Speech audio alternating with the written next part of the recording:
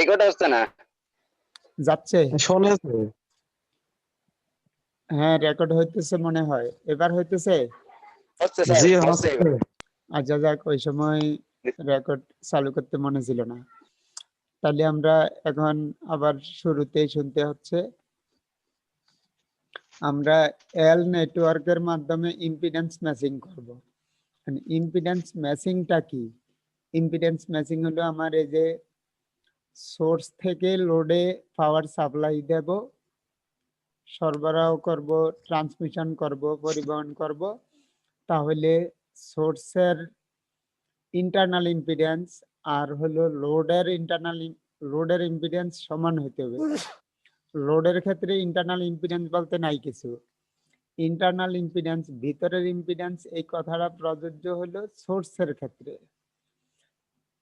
তাহলে এখন আমার এই সোর্সের ইন্টারনাল ইম্পিডেন্স জেড জি, অর্থাৎ জেনারেটরের ইম্পিডেন্স, জেনারেটরটাই হলো সোর্স, এই যে লিখেছি জেনারেটরটা হলো সোর্স।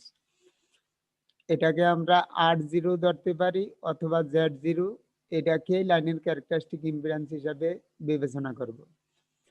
তাহলে লোডের ইম্পিডেন্স হলো আমার আর, এই যে ডান পাশে।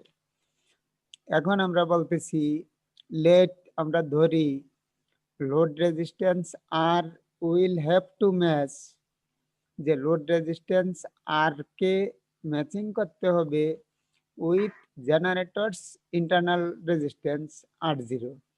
জেনারেটরের ইন্টারনাল রেজিস্ট্যান্স R0 সাথে লোডের ইম্পিডেন্স আর কে ম্যাচিং করতে হবে। এটা আমরা ধরলাম। এই যে চিত্রে আছে লোড রেজিস্ট্যান্স আর